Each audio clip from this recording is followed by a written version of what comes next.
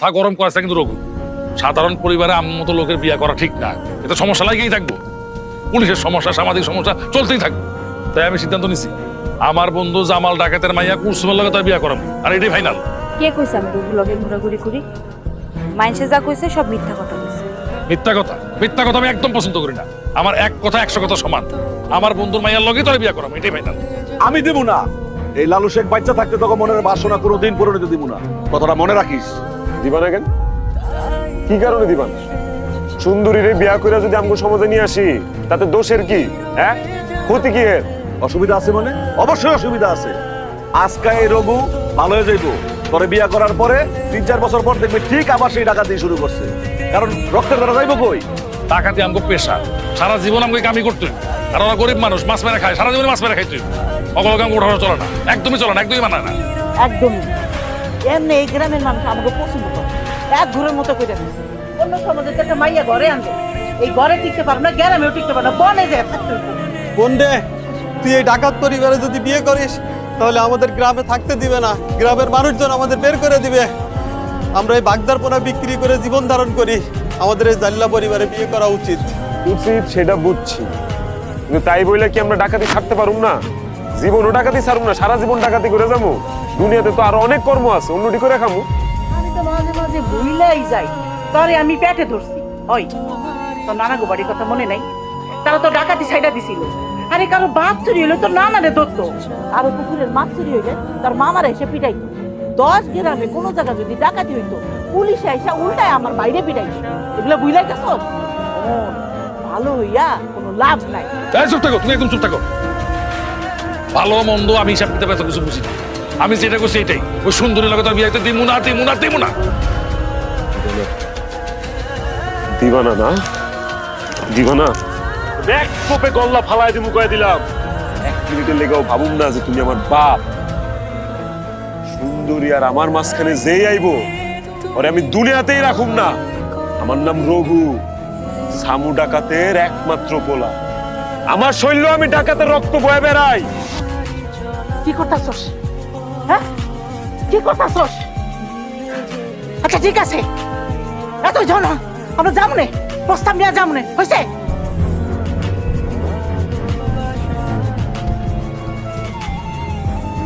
এই, যাও যাও, সরো যাও। সালাম ভাইজান, মেহমান আসছে, বইতে কইবেন না? আপনারা আমি বল দাঁড়া রে, কই যাস?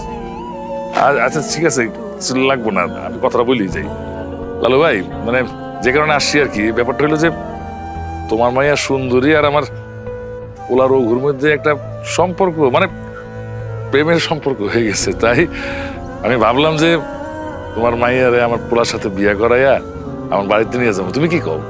ভাইজান, আপনি কোনো চিন্তা করেন না, সুন্দরীরে আমি আমার বাড়ির মায়ের মতো কইরাই রাখুন।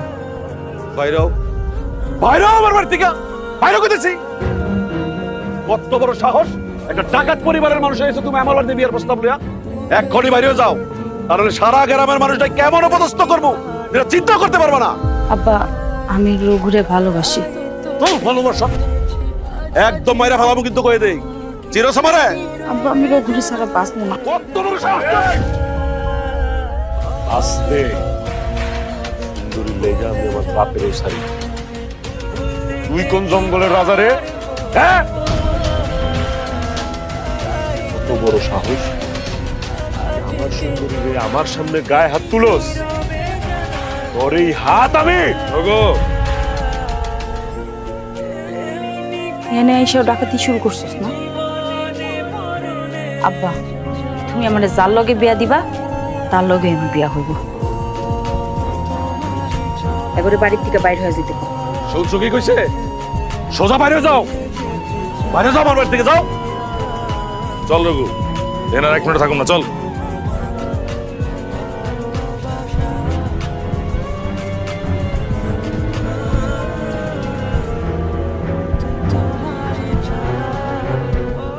লালু শেখ ডাকাত হইলেও তার একটা মান ইজ্জত আছে।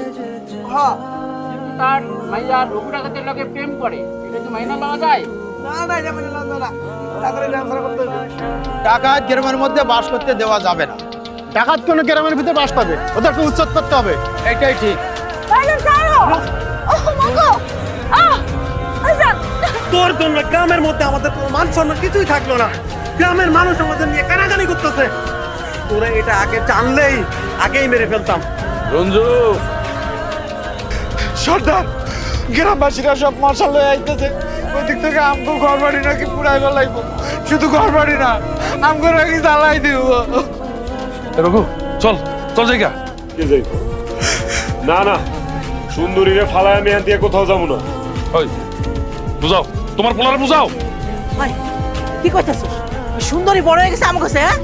যা যা তাড়াতাড়ি আরে আয় আমার লগে তুই। কষ্ট করে বুঝাই। যা। বাহ, তুই করো কি? হ্যাঁ, চলো। আমি যাব না, আমি ঘর বাড়ি পাহারা দিব না, আমি থাকুম। তুমি যাও, ওরে নিয়ে যাও, জঙ্গলে চলে যাও। জাহান্নামে যাক তোর ঘর বাড়ি। তুই চল আমার লগে, চলো। আগে তোমরা বাসো, তোমরা যাও, ওর দিকে খেয়াল রেখো।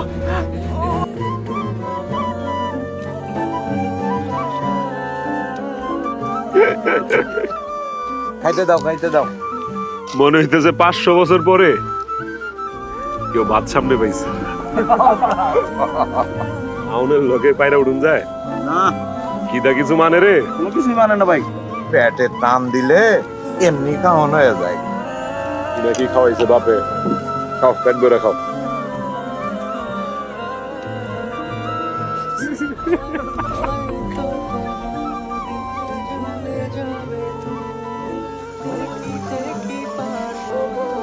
তুমি নেবে না? না সমস্যা নেই, আপনারা খান, পরে খাবো।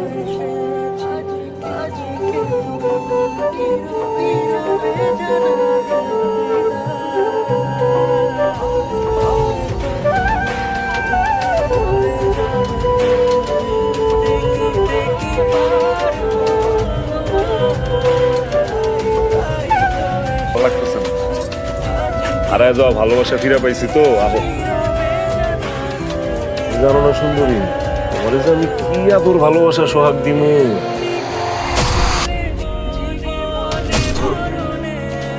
কি ভাবছিস তোরা? আমি মিশে ভাবছিস না, কি মিশে দেবো আমি?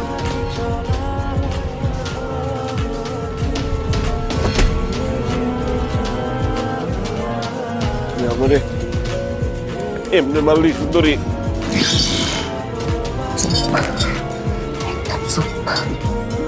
তোর মতো মানুষের বাচ্চা থাকার কোনো অধিকার নাই। আমার বাপ একটা ভালো মানুষ ছিল, আমি দেখছি সেই মানুষটারে আমার চোখের সামনে ঠিক খোলা কাটছিস। একটা ডাকাই দেখাইতে আবার রক্তে।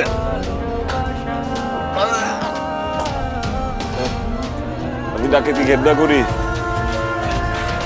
আর কেউ না জানলে ওটা তুই জানছি। তুই আমারে কেমনে মারলি? তুই না আমারে ভালোবাসতে, আমি তোর ভালোবাসা মানুষ সুন্দরী। ভালোবাসার মানুষ সিডি, কিন্তু মাইয়া গো বিয়া একবারই। আমার বিয়া তো হয়েছিল মানুষটা লাগে, যে মানুষটারে তুই আমার চোখের সামনে গলা কাটছস। তুই একটা ডাকাইতে, আর ডাকাইতে শাস্তি এটাই হওয়া উচিত।